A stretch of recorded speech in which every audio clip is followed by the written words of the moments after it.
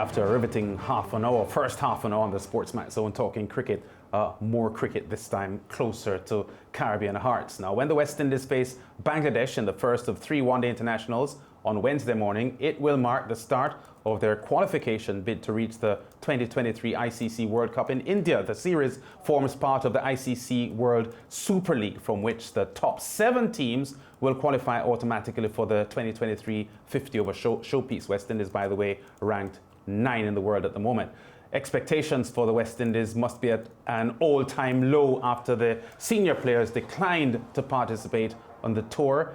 It has left an extremely inexperienced squad captained by Jason Mohammed, who himself has only played 28 ODIs. 9 of these players, Nkrumah Bonner, Joshua De Silva, Jamar Hamilton, Keon Harding, Shamar Holder, Akil Hussain, Andre McCarthy, Kyle Mears, and Kieran Otley are yet to make their ODI debuts. Now, on the other hand, the Bangladesh squad has a good mix of youth and experience. There are 3 uncapped players, but captain Tamil Iqbal, Mahmudullah, wicketkeeper Mushfiqur Rahim, Rubil Hussain, and Shakib Al Hassan have all played over 100 ODIs. But just how stark is the difference in quality between these 2 teams? We compiled numbers using the Windies 14-man squad and the Bangladesh's 18-man unit. And this is what we found. The Bangladesh squad has played a combined 1,205 matches compared to 105 by the West Indies players. 28,212 runs have been scored by the Bangladeshis, 1,796 by the Windies. Now, the Bangladesh squad has in it 34 hundreds and 147 half centuries. Only Rahman Powell and Sunil Ambrits have scored centuries for the West Indies. Jason Mohammed is the only other player to pass 50 in this West Indies squad. Now, let's look at the ODI wickets. There are 709 of them in the Bangladesh squad and only 54, that's right, 54 in the Windies unit, 48 of which belong to Alzari Joseph, the Antiguan. And in the view go to catches taken, 414 by the Bangladeshis and a mere 28 by the West Indies players. The numbers don't suggest we should expect too much from the Caribbean side in Bangladesh, but Captain Jason Mohammed does not think it's impossible for them to surprise the fans. Jason? Depends on the day, how you play it. Obviously, as you said, there's a lot of guys who will be making a debut, but I think once you have that belief within yourself and within your team that you can do well and you can win games, these things are achievable, and it showed in, as you said, in the India versus Australia. So we obviously have the same mindset that we just looking to play some good cricket starting tomorrow, and hopefully, the results can go on our side as well. Jason Mohammed, he is the captain of the West Indies team in the ODI series, which starts just after midnight Caribbean time tonight.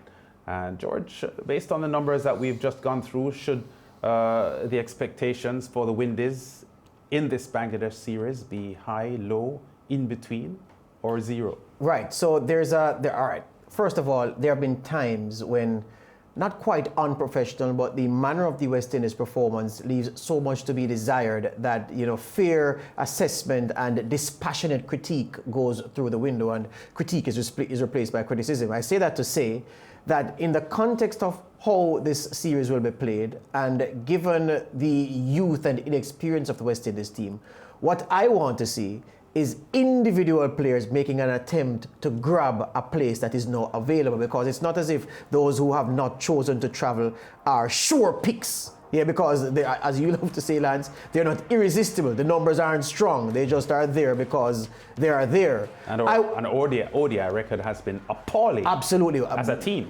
Rubbish, really. So I want to see individuals. I want to see the individuals batting like you are desperate, like you are hungry, like you've never been fed before in your life. Like this is your last chance to shine. I want these guys to channel Eminem's Lose Yourself. You only got one shot. Do not let your chance to grow blow. Opportunity not comes once in a lifetime. That's what I want to see. And then, by virtue of the individuals being hungry, Lance, and being attuned to what is expected of them and trying to make the best of the opportunity, If they fall short, you can't be upset. But what we don't want to see is guys running around in the field half-hearted, failing to put your body in the right position to field in the deep, getting out to ridiculously irresponsible shots, bowling rubbish, yeah?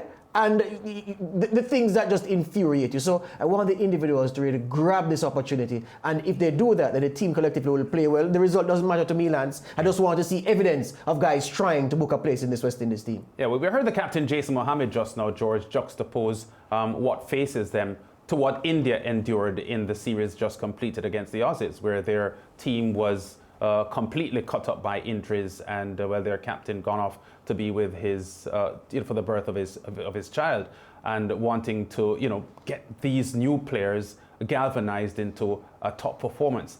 But I'm not sure if the players that we have there are equipped to do the same things that these Indian stand-in players did against the Aussies. You say you're not sure. Again, Whitaker, you're being kind. I am sure that the levels are different. But here's the thing. Remember, here's the thing. You'll have a guy who will tell you that I'm going to run through that wall because I'm going to tell myself I can run through that wall. He runs, collides with the wall, gets concussed or dies. Another guy will run through the wall. You know why? Because he's been practicing. The fires in which he has been forged include him running through barriers and exerting a physical force on the barrier that allows him to break through. The point I'm making is the fires that forged the Indian boys that we watched in that fourth and final test is a different fire, if you can call it fire, that the Windies boys have been forged from. And with all the will and intent in the world, that can't make up for a lack of application and a lack of basic talent. Yeah? So it is that these are talented lads that the West Indies will have on show in Bangladesh lands, and it is that their development and the way they were weaned is markedly different from the Indians. But there is something that can be expected of them. It is fighting spirit, it is commitment to the cause, and it is a determination, Lance, to make the most of what you have. If you're an international cricketer and you don't know how good you are, you don't know where you can drive. Am I a good onside driver? Am I good through the offside? Am I good off the back foot? Am I good off the front foot? Is that where I'm going to look to get to score my shots? You have to know what you're good at, and you have to know how to capitalize on your strengths. If you don't know and you're hoping that the bowler was rubbish so you can get easy runs, or the batsman plays rubbish so you can get easy wickets, it's not going to happen. Yeah, I want to say one thing before we wrap this segment, George, and that's the fact that all of this comes down to our domestic game. Of course. Do you realize that Shubman Gill was the top batsman for India when they won the 2018 World Cup? He was the player of the series, and his average was something like 124. He has transitioned now to the highest level of cricket and showing himself. Do you know that there was a West Indian who scored more runs in the 2018 Under-19 World Cup than Shubman Gill did? Yeah, name him. Alec Athanaze. And he's where? The Windward Islands. Doing? I am not sure. We go to break. Yep. EPL football after this.